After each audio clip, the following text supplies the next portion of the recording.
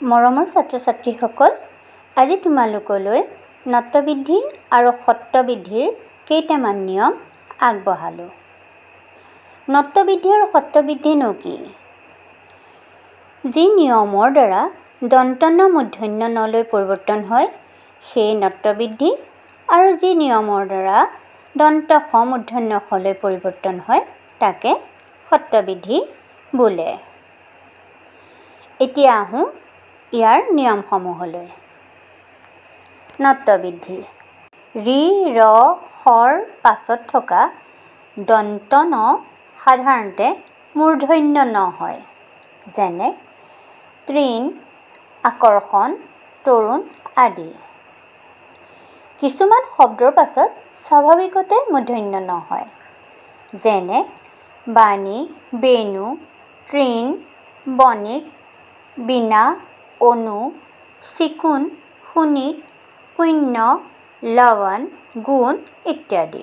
উত্তৰ, চন্দ্ৰ, পৰ, নাৰ শব্দৰ পাছত থকা অয়ন শব্দৰ দন্ত ন মূৰ্ধন্য ন হয়, যেনে পৰায়ণ, উত্তৰায়ণ, চন্দ্ৰায়ণ, নাৰায়ণ আদি।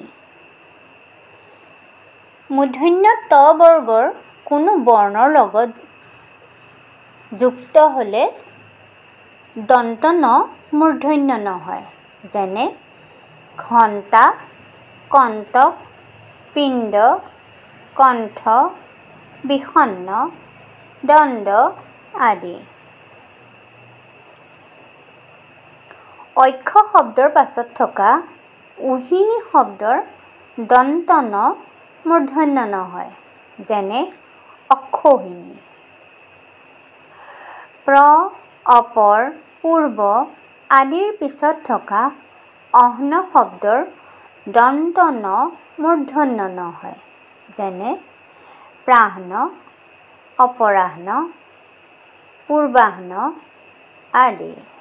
সত্ৰবৃদ্ধি অসমীয়া ভাষাত ব্যৱহাৰ হোৱা কিছুমান শব্দৰ দন্ত স স্বভাৱতে মূৰ্ধন্য স হয়, যেনে বৰ্ষা, ভূষণ, পাষাণ আদি। কোনো শব্দৰ ৰিৰ পিছত মূৰ্ধন্য স যুক্ত হয়, যেনে কৃষি, কৃষক, ঋষভ আদি। হস্ৰ উ কাৰান্ত আৰু হস্ৰ ই কাৰান্ত উপসৰ্গৰ পাছত দন্ত স মূৰ্ধন্য স হয়, যেনে নিষেধ, উপনিষদ আদি। মূৰ্ধন্য ত বৰ্গৰ লগত মূৰ্ধন্য স যুক্ত হয়, যেনে কষ্ট, ষষ্ঠ আদি। সু আৰু বি উপসৰ্গৰ পাছত থকা সম শব্দৰ দন্ত স মূৰ্ধন্য স হয়, যেনে সুষম, বিষম আদি। ভূমি, গো, অংগো শব্দৰ পিছত থকা স্থ শব্দৰ দন্ত স আৰু যুধি শব্দৰ পিছত থকা স্থিৰ শব্দৰ দন্ত স মূৰ্ধন্য স হয়, যেনে ভূমিষ্ঠ, অংগুষ্ঠ, যুধিষ্ঠিৰ আদি। তোমালোকে নত্যবৃদ্ধি আৰু সত্ৰবৃদ্ধিৰ নিয়মসমূহ মনত ৰাখিলে শব্দসমূহ শুদ্ধকৈ লিখিব পাৰিবা।